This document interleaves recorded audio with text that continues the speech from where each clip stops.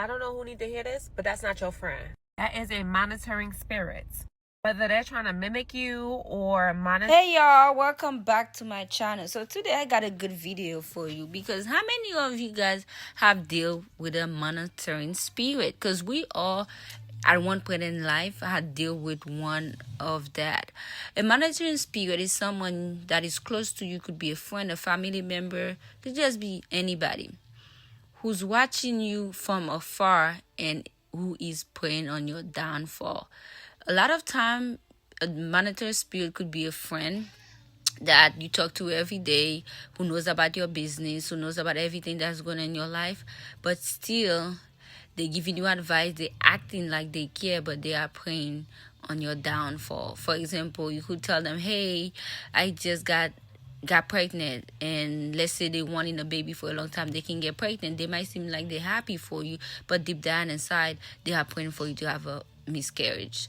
So this is a lesson that we all have to learn, especially as women, so we can vent the people in our lives. So watch this video from start to finish, because you're gonna learn from these ladies' stories how they're gonna tell you their side.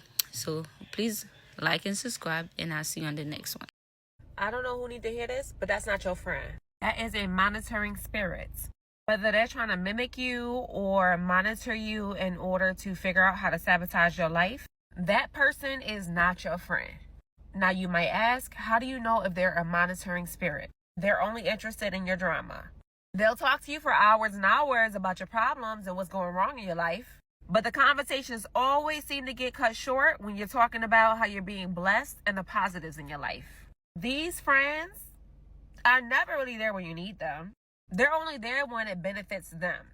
Monitoring spirits will bait you into telling them everything that's going on in your life. But I promise you, they will be very vague when it comes to talking about what's going on in theirs. And let me be very clear, in this day and age, you don't even need to become a friend to be a monitoring spirit. You could just monitor through social media. When those views don't match those likes, when they tell you congratulations or happy birthday in your inbox instead of on your timeline, when they see you and they mention something that you posted, but oddly, they did not interact with it, did not engage with it, but they know you posted it. But they interacted with that negative post though. When you posted about your significant other cheating on you or some other messy drama, they was engaging then.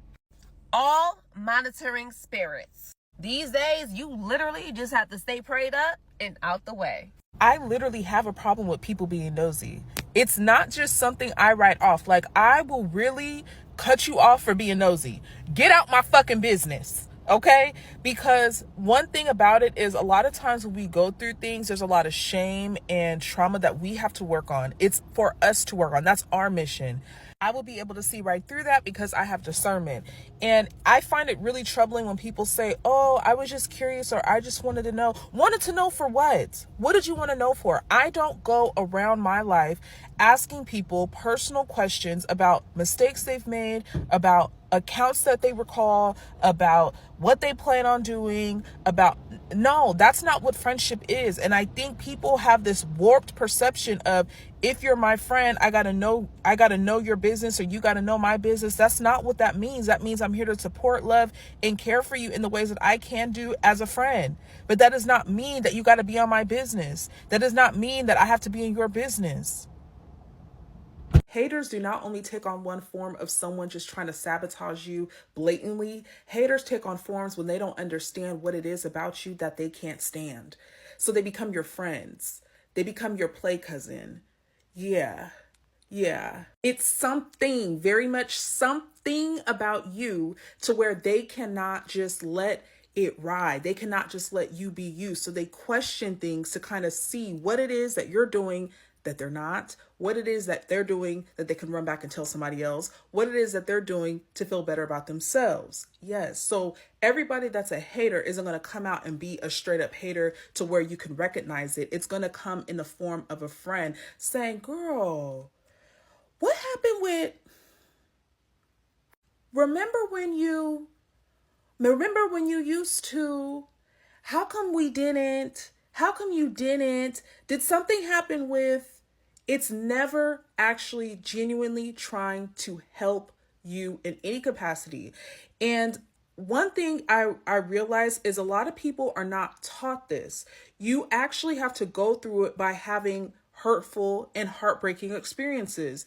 And if it's one thing that I would give advice to somebody, if they're trying to figure out if someone is monitoring them or if somebody is a hater, just find other ways to not answer the question and see if they squirm or get irritated.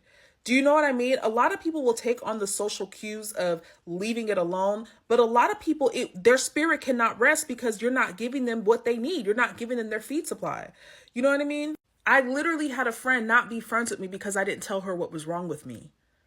Do you see how weird that is? Like, If you're like me, you were taught that lying was bad. You shouldn't lie. Liars are this, liars are that. But I'm going to tell you, there's one type of liar I can get with, and that's the person that my therapist told me to be. I was telling my therapist how I was tired and exhausted of conversations that I was having with people, not only in the workplace, friends, family, etc. And mostly it was family. And mainly because when we think about family, they're supposed to be the ones that are closest to you. And there's some type of expected transparency, even though that person has not deemed themselves to be trustworthy. So has there ever been a situation where a family member or a friend will ask you information and they just ask you about it and you're kind of uncomfortable? Baby, that's a monitoring spirit. They're not there to help you. They're not there to give you a solution for your issues. They're there to make sure that their life is better than yours, okay? So what she told me is lie. Lie. Yeah, lie. Everything is great.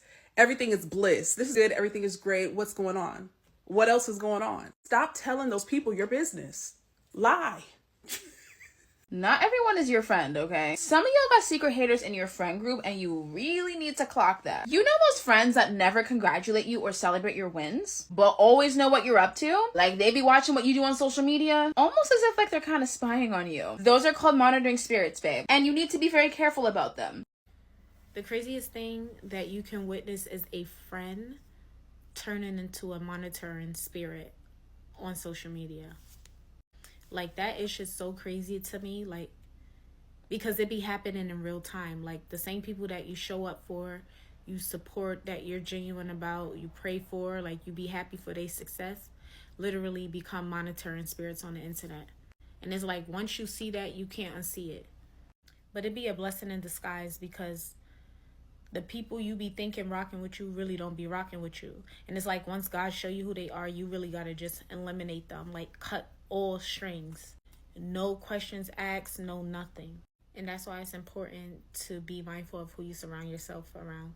Because if you are a confident woman and you're around women who are insecure, they are going to hate you.